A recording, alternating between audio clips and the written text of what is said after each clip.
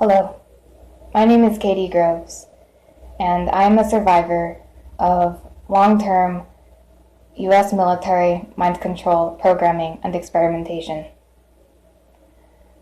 I'm making this video to help educate the public, specifically survivors of mind control and therapists who may be trying to treat them, about a phenomenon called exponentially fragmented and fractaline dissociative identity disorder.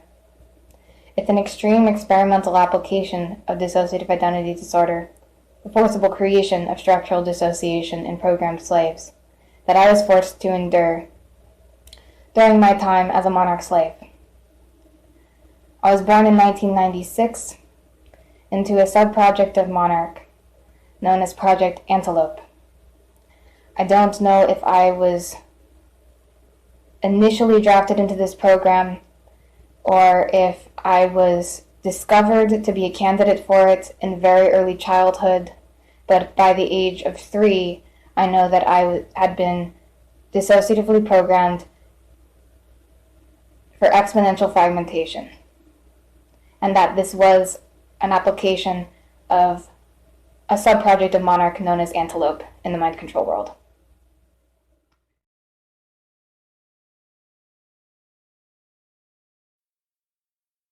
So this video was totally unexpected.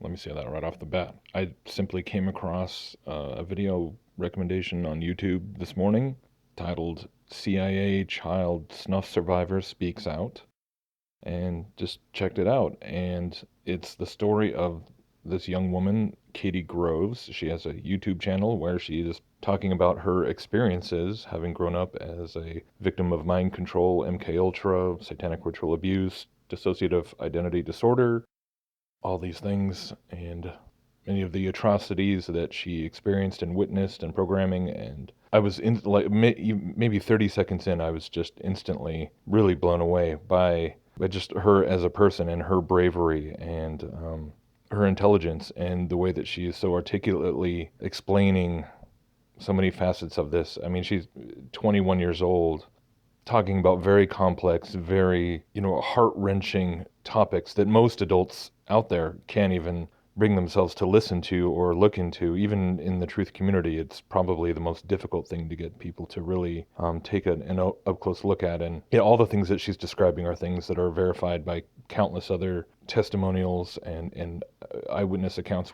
And that's part of the thing about MK Ultra and SRA DID, is that we have a lot of the documentation that it existed as a program and all that, but really the bulk of the true evidence is just in the testimonies of the survivors themselves. And that's why I was just so moved as I started to listen to first this video and then a number of other. I just kind of started binge watching different videos that some are very explanatory and very just amazing sort of for people who are brand new to the topic, introducing what DID is.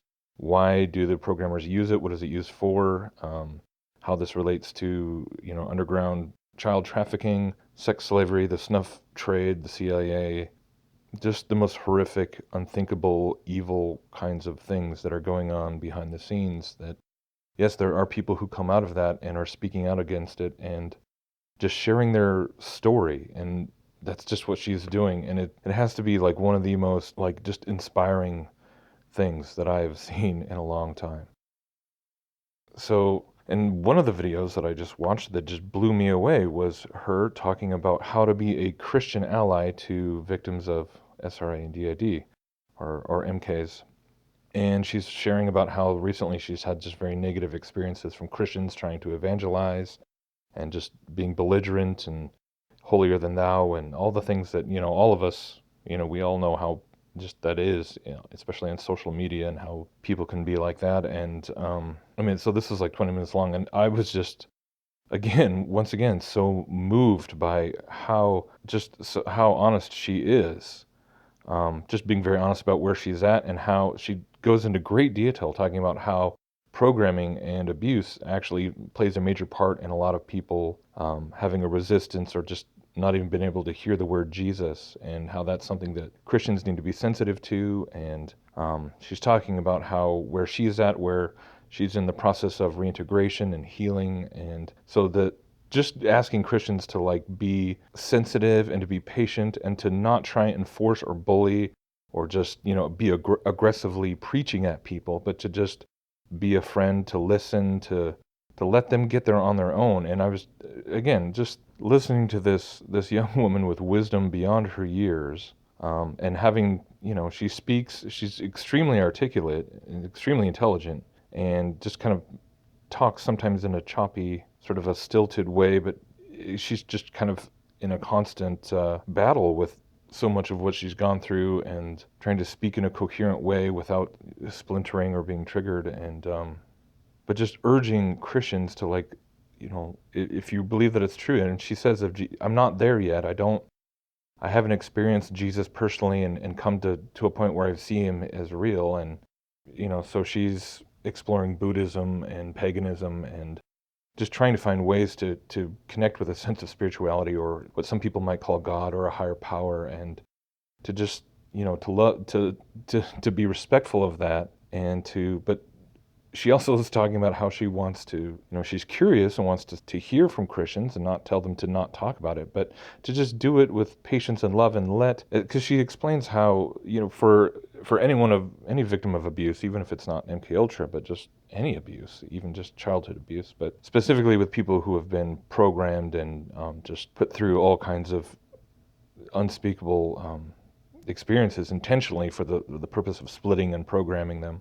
Their whole lives has been people trying to tell them what to think, people trying to put thoughts in their heads and control them. And so what they're longing for is to be able to have their own mind and come to their own conclusions and find truth for themselves. And honestly, this is one of the most inspiring and well said pleas of how it really should be, how we really should be demonstrating what the love of Jesus looks like, not just with your theology or your doctrine or your dogmas, but through the way you treat people and love people, and that just comes through in a genuine way, in an authentic way that isn't just trying to force them, but the essence of the gospel and who Jesus is about letting people taste and see for themselves, taste that God is real, taste that he is true, taste that what the Bible says is true. But you have to be given the freedom to do that, and that's what God does. Is he doesn't ever force us,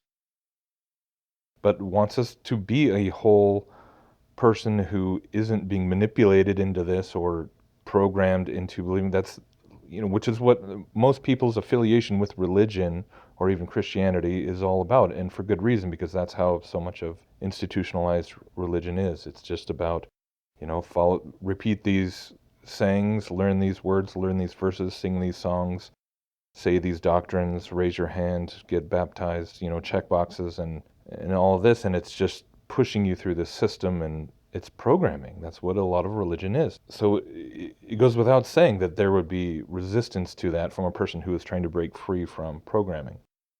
And on top of that, in a lot of the abuse itself is intentionally linked to almost everything pertaining to, typical Christian concepts and words and iconography and things to truly create a trigger against the Bible or God or Jesus. And she talks about how we should be sensitive to that as well, and she's absolutely right. So as I was listening to that, it just kind of occurred to me, like, the irony of how, like, now that word triggered has kind of entered into the pop culture lexicon, into the zeitgeist, to where it's kind of it's something like millennials would say.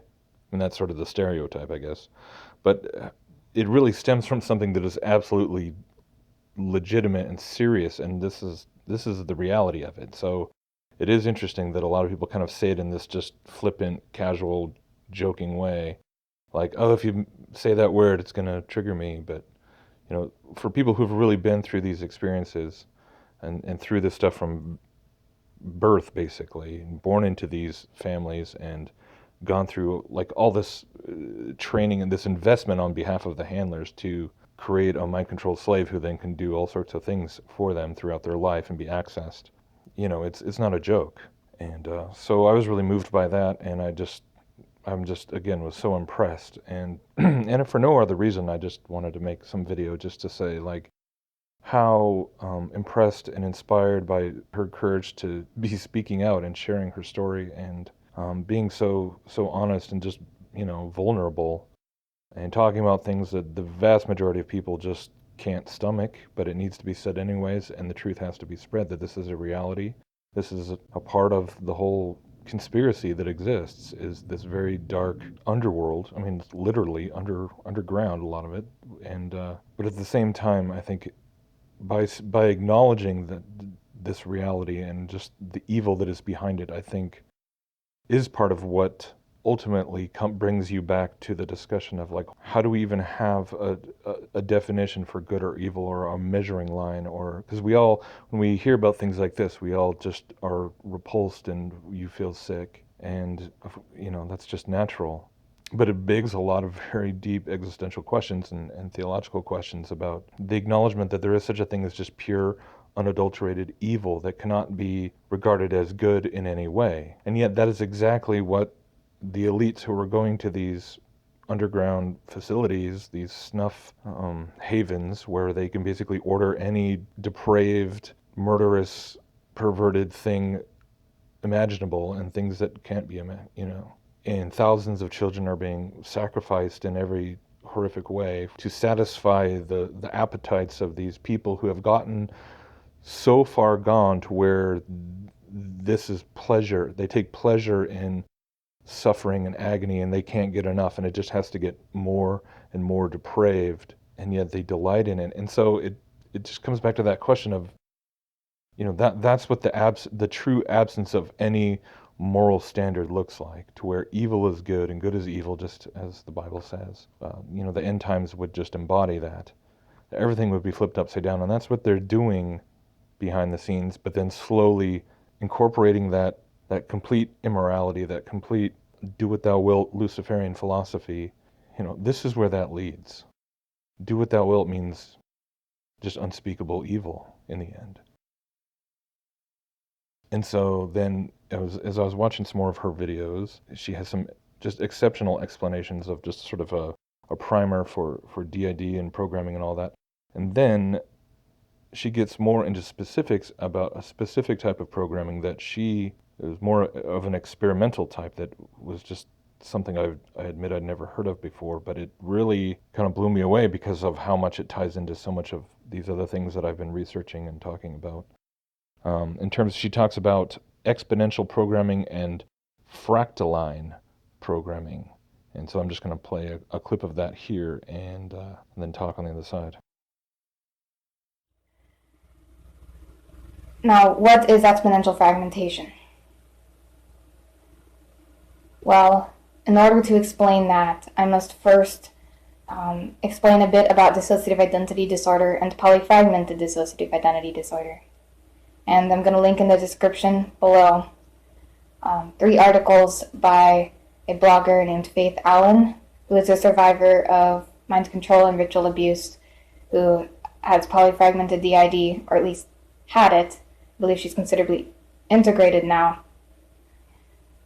She's written 3 articles about polyfragmented DID that give an overview of what DID is and talk about what polyfragmentation is and how to heal from it, that I found very helpful. So I will link that below, but I will give a brief overview here myself.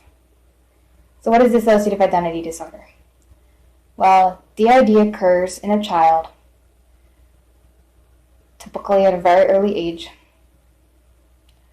when a child is subjected to extreme trauma that is unbearable in the child's mind, body, and spirit. The type of trauma that would render a person permanently insane were they to experience it consciously. In order to shield the self from this unbearable pain, the mind dissociates. The child's consciousness separates from itself. The child may leave their body, go into a fantasy, a dream world, lose conscious awareness of what is happening, and split off from themselves. So while one piece of their consciousness, typically the conscious mind, that has the job of writing the story of the child's life, of experiencing linear memory, typically that part of the child's brain will go into a fantasy world or leave the body but another piece of consciousness, a deeper piece of consciousness, will remain present for the trauma. But this is fragmentary consciousness and does not experience it in full, doesn't have the full range of awarenesses, doesn't have the full range of feelings that the child would if they experienced it in full consciousness. And so it's a way of shielding the self. The child typically won't know that any trauma occurred while this other part of themselves stayed present. And when that other part of themselves develops its own sense of personality, can be very rudimentary, ranging into the complex, then that child may have dissociative identity disorder. And that part of them may go by a different name, or that part of them might not have a name or much of a personality at all, but that part of them is responsible from there on after, typically, for coming forward when certain abuse occurs that the child's psyche cannot handle. And a child with DID does not typically experience just two states. They may experience many more states, split into many more parts to handle many more types of thoughts and feelings, types of trauma. And what happens in polyfragmentation is the same general principle, but like Faith Allen says in her articles, it's just a matter of degree. So someone with polyfragmentation has the basic mechanics of DID, but their system will split apart into many more parts than the average person with DID. They will have, typically, in order to qualify for the diagnosis, over 100 parts or several dozen parts, many of which are not full-fledged personalities, but fragments, fragmentary pieces of consciousness without identities. And their system is typically layered into multiple systems. So the person's alters have alters. Sometimes the alters have alters, have alters, have alters, and so on and so forth. But no matter how much a person splits, it's important to note that all parts of the person are themselves, that dissociative separation is an illusion. DID is a real diagnosis and a real thing people experience. But the notion that any part of them isn't really them is an illusion. It's a necessary denial for surviving certain types of childhood trauma, and it's incredibly useful at the time, but also devastating on the psyche, and to maintain that denial can be extremely painful and debilitating for a dissociative person. So, if a person realizes this is about themselves, they may then seek to integrate, seek therapy, find whatever modalities they need to piece themselves back together so that they can feel like a whole person again. That was a very basic description of how DID and polyfragmentation work. But I digress. So what is exponential fragmentation? Exponential fragmentation is polyfragmentation that occurs exponentially in the child. And an adult who has been programmed this way may continue to exponentially split into adulthood, but it is not, to my knowledge, something anyone could experience as an adult for the first time. It has to be a well-practiced coping tool developed in early childhood. So when the child splits exponentially, I mean that quite literally. A part splits off and into a certain number of parts. This is called the base. The base number of parts could be 2 to as many number of parts as the person's psyche is capable of fragmenting into, and then fragmenting into exponentially. And this is really dependent on the person's propensity for dissociation and the person's intellect. The more intelligent a person is, and the higher propensity they have for dissociation, the more complex their systems can be. And so this can only be done, to my knowledge, on children with extraordinarily high IQs. So the base number is chosen, and then the exponent is chosen. So if the base number is 10 and the exponent is 10, then the child will split into 10 to the 10th number of dissociative parts. This is an astronomically large number. And if you can imagine that a child is enduring trauma severe enough to induce this, that this could go on somewhat indefinitely would be correct. I am a survivor of this, like I've said. I had dissociative parts put into what are called splitting factories, in which they were split exponentially for years on end, meaning that my system is virtually impossible to map, and integration is a very long process. Hello, my name is Katie Groves, and this is part 2 in my series about exponentially fragmented and fractaline dissociative identity disorder of MKUltra slaves. If you've not done so already, I suggest you watch the first part of this video, as this might not make much sense by itself. I left off talking about splitting factories, how I was put into internal dissociative structures to split my dissociative system exponentially for years on end. The best way to describe this would be someone who is internally shredding their consciousness nonstop, chopping their consciousness up into tiny little pieces continuously. When I go inside and I see parts experiencing this, I don't see as much of this anymore as I've done a lot of work to shut it down. When I go inside, see parts experiencing this, I typically just hear screaming and see a very graphic, violent image of a child cutting themselves up into small pieces. Torture, extreme torture, was used to dissociate me to this degree. And a lot of hypnotic suggestion and programming tapes were used to help me create the mathematical structures in my mind that would enable me to split in this way. I shared in my last video that, to my knowledge, only children with extraordinarily high intelligence can do this. And it's specifically an aptitude for math and analytical thought that enables this. The child has to have incredible powers of visualization as well as a talent for mathematics. And the child also has to be educated and prepped young. And there also has to be a tremendous amount of conditioning during the child's earliest stages of development to prime them for this. And I'm not going to go into too much detail about that. I certainly don't want to give so much information that someone could try this at home, but I doubt you could, as it requires technology as well. So, high aptitude, high IQ. I scored 187 on the Stanford Binet LM Intelligence Quotient test when I was 8, so I fit into this category. And a lot of my talent was in mathematics, analytical thought, and I did have an extreme propensity for internal visualization. So, if you think this is all out of the realm of possibility,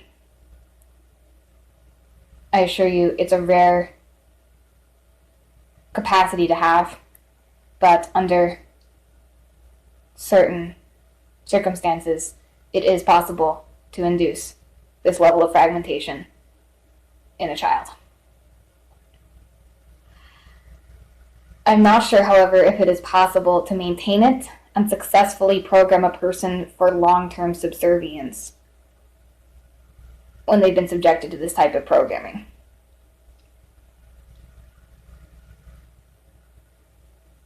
I was, to my knowledge, one of the more successful cases, if not the big successful case, of being able to split like this. I don't know the extent to which this has been done elsewhere, and I don't trust my abusers what they told me about it when I was a child. They certainly did things to try and make me feel special, but I don't trust as an adult now. But, to my knowledge, this is an experimental condition. This was rather new, and I was quite a success for these people in the beginning. However, very quickly, my systems took on a life of their own. I never fully was under their control, as in I never fully lost touch with myself. In fact, they had to give me a tremendous amount of power in my mind control programming for me to split like this. I was also trained as a mind control programmer, so I was able to use some rather creative tools based on my knowledge of programming to subvert my total mind control and retain some consciousness that would enable me to break free as soon as I could. And so I was able to do that at 17, and I'm 21 now. So I'm very young in having done this, and I think part of that is because of the degree of multiplicity that I experienced. It is so unfathomably traumatizing to experience this kind of splitting. I have no way to explain it, what it feels like. And I pray that no one else can ever understand, but I doubt that I'm the only one. I know other children were experimented on for this. To my knowledge, I was the most successful case. But again, I don't know the extent to which this has been done elsewhere or even abroad in other countries. This was done to me in Central Texas. And I don't know a lot about its applications and uses elsewhere. So I'm going to wrap this up and explain the last piece about the fractaline nature, as half of this diagnosis involves fractaline systems. What is a fractal? I don't have a mathematical definition in front of me. I will do my best. You're a mathematician and I get it wrong, I'm sorry. But to my understanding, a fractal is a geometric structure that is a sequence of self-replication. So in geometry, a fractal is a geometric pattern that when you zoom in on it, you will find that the pattern is the same. The more you zoom in, you will find the same pattern repeated over and over again. It's a trippy thing. It's something people sometimes see in LSD trips. It's a rather psychedelic pattern, and it is naturally occurring in nature. And the psychedelic nature of it here is important because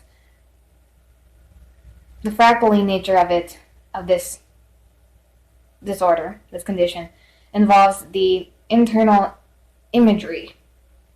So the exponential fragmentation, right, that is what's actually happening to the dissociative parts. And I talked about splitting factories and extreme violent imagery that I see inside associated with the splitting.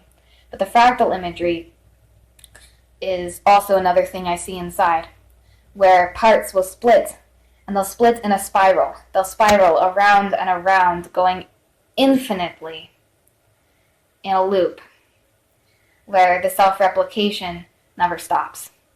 And in this way, splitting mirrors a fractal. And I think I got a little tripped up here when I'm talking about it. It's still dissociative for me to speak about, triggering. But the psychedelic nature is important because I was dosed with LSD in order to induce this visualization to assist in the programming. I was put into trance, I was put on acid, and I was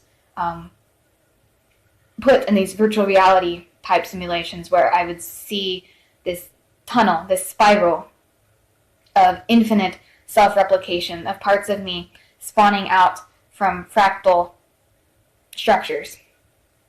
And I had parts of me that were put in trance that would just indefinitely spiral and trip out. And while they did so, unbeknownst to them, they were being fragmented. So it was a hypnotic experience. And much like you may see in old MK Ultra tapes with the black and white spiral, right? Spirals can be used to hypnotize. So this was an agent in the hypnotic process. And the diagnosis that I recall hearing and being given was exponentially fragmented and fractaline DID. So I think that the fractal structures may have more of a part than I'm aware of to this point. I'm still integrating and still gaining knowledge. I'd also like to note that all of this was meant for me to function like a supercomputer, and knowledge of computer science was required to induce this type of dissociation. So there is more to this than I'm saying at this point, but this is the general gist of it that I know of right now. And I may post future videos in which I talk more about the mechanical structure of this. But I am going to post a video next about how to heal from this, how I have words to heal from this, I'll say. So hopefully this can shed some light to anyone who's experienced this. on how they may put themselves back together. Thanks. Okay, so I know that was a little longer than our short clip, but I went ahead and included just sort of the basic explanation she gives for DID and how fragmentation works and trauma-based mind control in this capacity for dissociative identity disorder. Because honestly, I can't really say. I know a lot of you are probably very familiar with this, and a lot of that was review, but I know that there's probably at least a decent amount of people where this is very new and probably just seems very bizarre and troubling, and I understand that. But I went ahead and just kind of put the whole thing in there. But it was the part at the end, obviously, where she starts talking about the fractalized programming that just really got my attention. Because, like I said, I hadn't heard that before, and it's pretty amazing how, I mean, the whole fractal thing has come up so many times over the course of the last few years of research, whether you're getting into quantum mysticism or just the New Age movement and psychedelics and pharmakia, the transcendent experience, just like she said, LSD. This is something that is very common and very, it's just a recurring theme, and it's actually part of a New Age cosmology in a way. And she even compared it to like a simulation. So obviously there's some crazy parallels, and one of the parallels that stuck out to me was listening to some clips from, this is from DMT, the spirit molecule, so this isn't LSD per se, but it's DMT, and it's, you know, even stronger than LSD in some ways. Then there'd be a hum, and the hum would get louder and louder, and to the point where it broke apart everything that I was or knew. It was just this.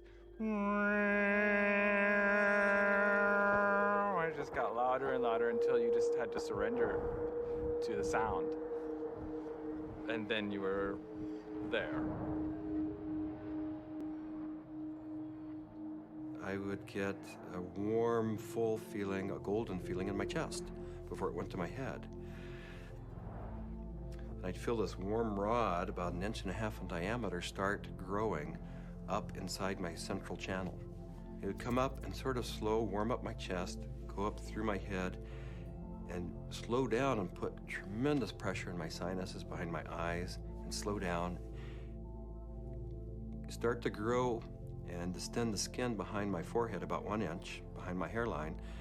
And when it had, I was afraid it was gonna pop my skin a few times, because it was a very physical feeling. About 1.5 inches, 2 inches above my skull, when it popped through there, then the psychedelic trip would start. I thought I died. My death, which was yet to come, because I know that time crumbles. The linearity of time is totally meaningless in these states. You are at the Godhead, the point where all time folds in on itself. More and more layers of my humanity start peeling off.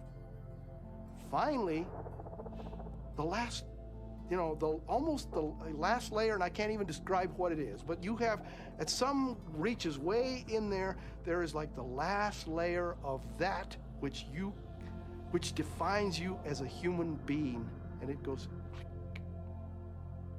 you are no longer a human being. In fact, you're no longer anything you can identify. There was no concept of time. It was so disorienting.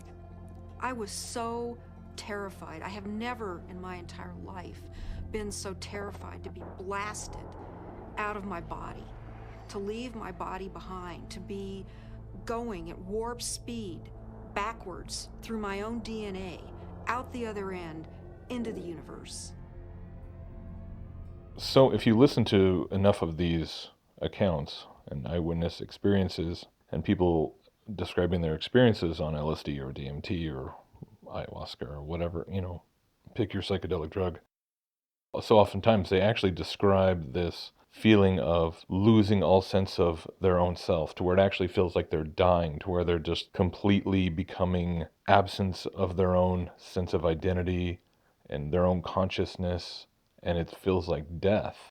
And it's just this horrifying experience where they're just being sort of dissolved to where their consciousness just melds with the universe. And supposedly, of course, according to New Age and occult ideology, that, this is the goal. This is what you're seeking for. This is bliss. This is nirvana. This is enlightenment, right? Is reconnecting with the source and reconnecting with everything is connected, everything is one. And so you just, the whole idea is to dissolve yourself, dissolve your ego, let go, and just kind of embrace this idea of being part of the cosmic ocean. And this experience embodies that. And it's amazing how many times they talk about it being horrifying, but then they think it's this profound spiritual experience. But then when you contrast that against what Katie is describing in terms of, having all the stuff being done against your will, you're not doing it by choice, but all this programming that's just getting more and more complex, and of course it's it's being done through torture, so there's all this pain that is driving the whole thing and just hellishness. But then the net result is when she started talking about just spiraling and plunging to where it's just ongoing fragmentation and fractalization, like you're just spiraling down this never-ending pit, like you can see in these like Mandelbrot type animations and things where it's just a bottomless pit of fragment and fractals. But now we're talking about this in relation to a human being, to your consciousness, to your soul, or your spirit. And she even says in there that it's like it's an illusion, but it's an illusion that becomes so powerful and so kind of encompassing that coming out of that is it's a very complicated process in a lot of ways. But at the same time, I think it sort of exemplifies what I think is one of the glaring deceptions of this whole occult, of the New Age, like fractal universe, fractal realm kind of thing, psychedelic experience and transcendence and all that. Because even if you do DMT doesn't last very long, but LSD or ayahuasca can last for hours and hours and hours. But even then, it's it's still relatively brief. Even if it was like a 10-hour trip or a day or two. I mean, if you do enough acid, sometimes people never come back. But contrasted that to where it's just internally going on, and you never come out of it. The trip never stops, and you're just in this constant plunge of fragmentation and dissociation. I mean, it's kind of a crazy illustration of what people are really toying with all of this transcendent, psychedelic spirituality. It's really all coming from the same source, and so these parallels are not coincidence. These commonalities. One is more extreme and seems more, much darker, but they're both completely evil and dark, and that's kind of the whole point. Because when you think about somebody who's a victim of trauma and abuse and torture of every kind, like intentionally done to fracture somebody, and then you try and turn around and then you talk to the person imbibing New Age teachings that says that everything is one, everything is all the same, everything is connected. There's no such thing as duality. That's an illusion. There's no such thing as evil and good. It's all just part of the cosmic dance. I mean, it's what a horrific lie. Because if that were true, a person being intentionally fragmented and dissociated and plunged into this spiraling pit of fractalized dissociation, you'd think that they would be the most blissful existence. I mean, if that really removed you from the illusion of pain or the illusion of, sin, they theoretically should be the least traumatized people of all, because they've been forced down this abyss of spiraling, endless fragmentation and fractalization to where you just embrace it and let it all become meaningless. Let go of your own identity, let go of your own sense of who you are. And supposedly that's, a form of like spiritual advancement or progression or evolution, when in reality it's the absolute opposite. It really is like a child just chopping themselves up or being chopped up by someone into just smaller and smaller pieces. So just what a crazy illustration and comparison that kind of stood out to me, that these things are all really related. So it's easy to point to things, once you get to the point where you realize that they are real and not just exaggeration, but that these programs have been going on for years and years and years. They haven't stopped. In fact, there's probably more people suffering from SRA and DID now than ever before, and it's just mind blowing how many people actually, and how many people I've even had contact me who've talked about having altars and having programming and all the destruction that it's just brought upon their lives. And through Jesus, I know that healing is possible. I know that people do find various levels of success of integration through counseling or just kind of coming up with their own techniques and things like that, and that's understandable. But it really just brings back to knowing that we're created with a soul and a sense of self that is not meant to be fractured, but to be whole and healthy, and understand that we are created in the image of God and that we are separate from Him, and that separateness is not some evil thing, as the New Agers and the Gnostics would all try and insist, but that separateness is actually what preserves you as having any meaning as a human being at all, having any worth or ability to enjoy life or live in a world and have healthy relationships and everything. So I think that's about all I was going to say. So I know that's kind of vague. I think if people kind of see the connections, you're going to see them. I don't need to elaborate ad nauseum. But at the end of the day, yes, just that if I just pray that if this is all new to you, that you would begin to do some research and educate yourself about this whole issue of SRIDID. And if you are familiar with it, that you would help if you get opportunities to encourage survivors, or to just love them. Not preach at them, not just come at them with some self-righteous. I'm going to tell you everything that you need to know about God and Jesus. In this bullying kind of manner. I mean, you shouldn't be doing that to anybody, but especially anyone who has been abused psychologically, physically, sexually. These things are rampant, and there's a lot of hurting people in the world, even if they haven't been actually subjected to serious deep state Illuminati programming or anything like that. But just above all else, to just love people and let Him, work, and let Him do miracles, and let Him draw people to Himself, and let Him put us all back together again and heal the wounds and the fractures in our hearts and our minds. So that's about it. Thank you so much for listening to this if you've watched this whole thing. And God bless. Talk to you later.